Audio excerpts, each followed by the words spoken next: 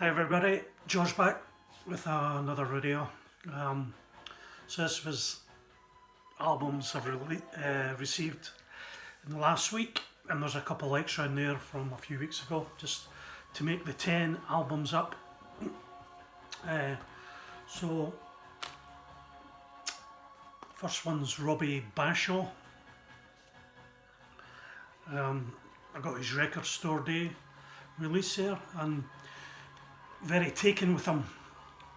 Didn't know anything about him really. This is fantastic. So it's the art of the acoustic steel string guitar 6 and 12. This is on the Windham Hill label, one of my favourite labels of tree hugging jazz, whatever you want to call it. That's the back cover. That's Windham Hill label, and this is from 1979, and he's a real intriguing character as Johnny. Just run through some of the tracks. The Grail and the Lotus, a neo-Gothic construction for 6 strings, combining East and West. Pasha, Islamic hymn for the goddess of the rose.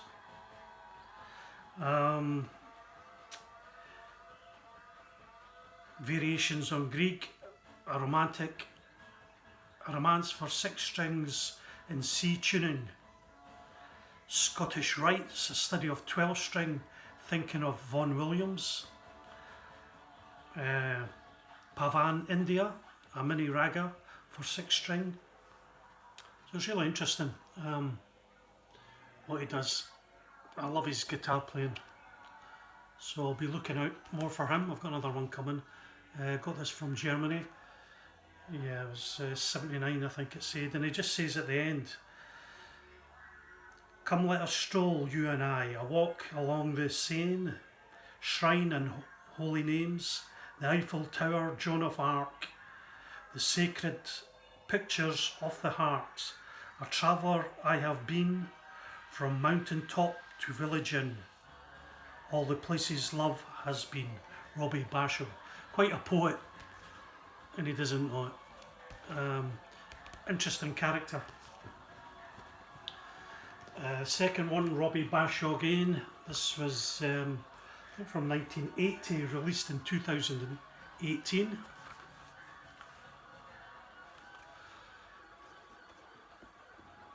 Gatefold there. So his album he released straight after that one. It's on the Verve. A bit of Verve label there. The original one. And again, totally different from the last one. And Robbie Bashaw sings on some of his songs and acoustic guitar on a lot of others. So what he says here is a preamble to the album itself. "Once upon a time it seemed to me that all the good things that come to me were dressed in the zodiacal sign of Cancer.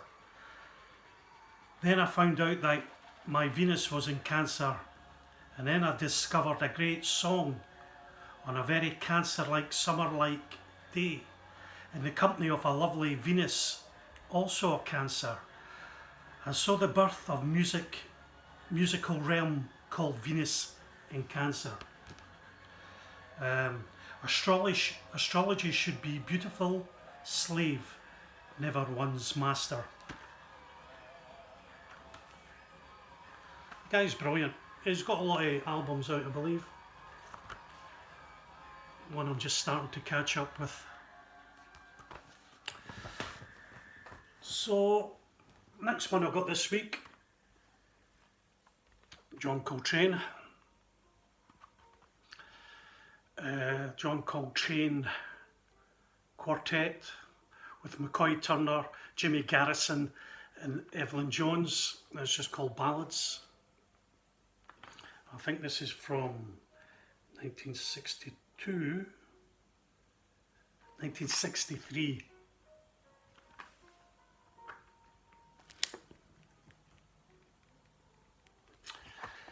So this is a really, if you want to get into John Coltrane, this is probably one of the most easiest albums to get into. None of Coltrane's own songs. Jimmy Van Heusen track, Richard Rodgers track, Harry Warren. It's a lovely album. This is on Acoustic Sounds new issue albums. Cost about £30, 180 grams. Engineer is Rudy Van Gelder. Producer Bob Thiel. And the supervisor is Chad Kassam at Acoustic Sounds. Sound quality is fantastic, obviously from the original analog tapes. And it's on the Impulse label. Fantastic, really lovely album. So if you're thinking John Coltrane's quite difficult and a bit hard bop, this is a beautiful album. And the companion with this is, of course, made the next again year, I think in 1964. John Coltrane's Love Supreme. When he found religion, I guess.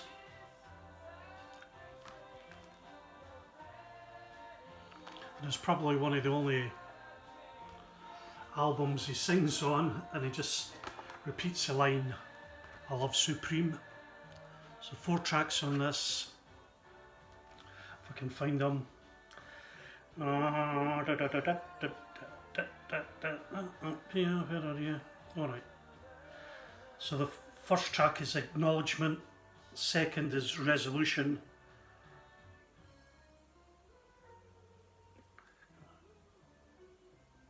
Pursuance is the third track, fourth track I can't quite see on. I need my glasses. Track 4 is Resolution.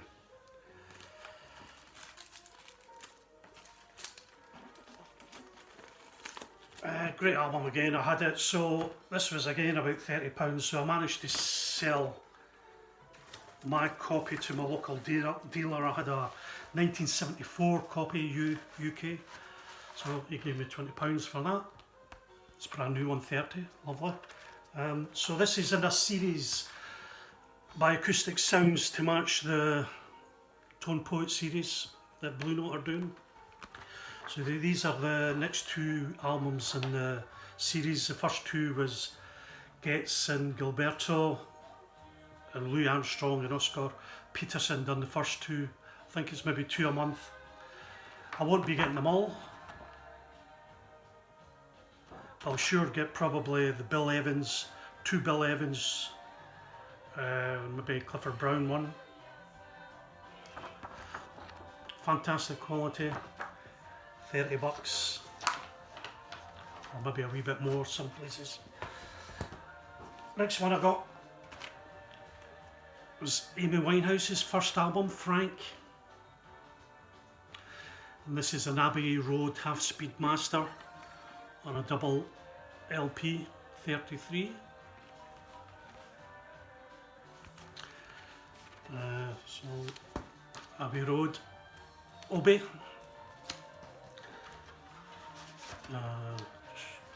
Show you that gatefold.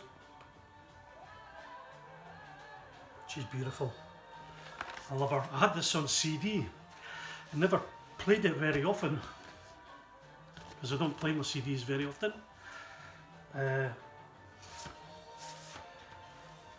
Sold my fancy CD player for a cheaper CD player. and put the money into my vinyl. It's a lovely album, it's really good. She's so innocent in it. It's not as good as her second album. It's lovely. Amy with No Tattoos and Very Innocent Frank. Good album. Next one I got was this week was David Bowie at my local shop, £12. And I seen it at his shop for a couple of weeks and I just assumed I had it. I seen David Bowie this tour, open air, live. Only once I've seen Bowie and didn't have this album. Went back to the house, checked my collection, pulled them out twice, wasn't hiding anywhere, so I went back this week and got it. And obviously this is from 1983. Let's Dance obviously on it, China Girl, Modern Love, and Cat People is on this. I didn't realise that. But it's a great album, 8 tracks, pretty good quality.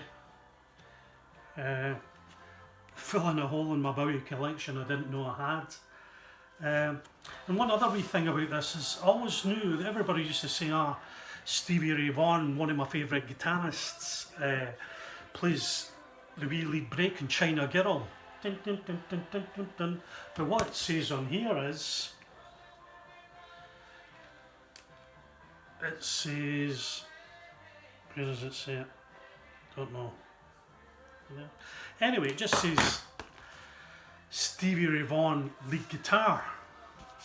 So I presume he plays through the whole LP. Good album. Takes me right back to seeing him live.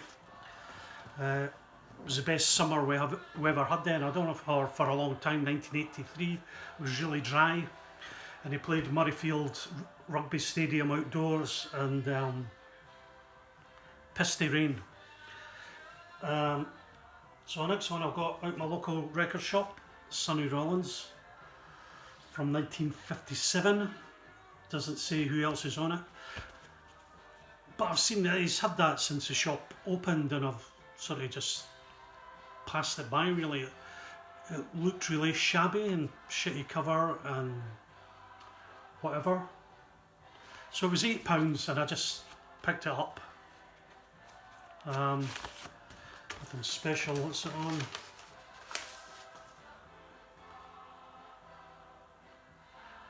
Everest Records. The sound quality is really good. I thought it was going to be some shitty recording, archive of jazz series folk music. Well, guest artist Thad Jones. So, I don't know why they put shitty covers on this albums like this, but it's absolutely brilliant. Very good. And I also bought from the local shop for £8 this, and it's the Miko Lviv Quartet, Blues for the Fishermen, live at Ronnie Scott's in 1980.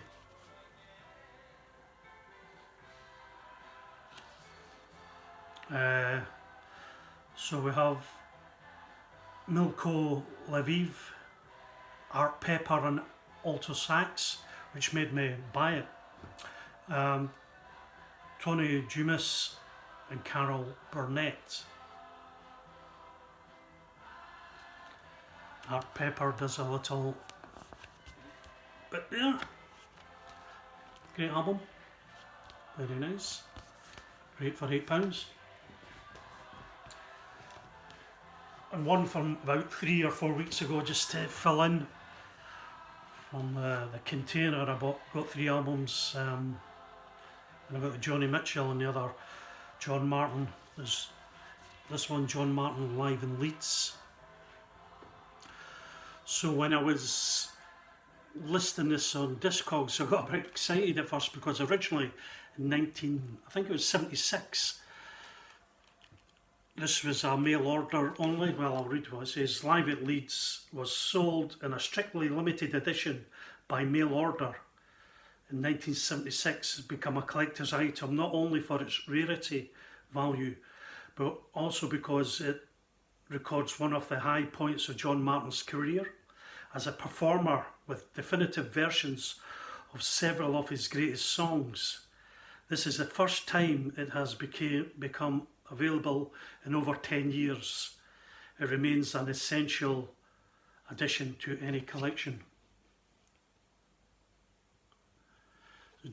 So mail order, the initial copies, John Martin signed them all, and I think they go for quite a bit of money. So this is a bit of a take on the Who's live in Leeds. So I think my copy's 1987, but I only paid £5 for it, so I think it's worth probably, I don't know, £10–15. So we have John Martin on guitar and vocals, the great Danny Thompson on bass, and John Stevens on drums. Good album. And last but not least, oh, it's over here, sorry, quickly, because I've been playing it. Quickly, Todd Rundgren. James Martin showed this, James Griffiths showed this about a month ago or so, and then somebody else on the VC from England showed it, and my record shop had it. Todd Rundgren, first I heard of him,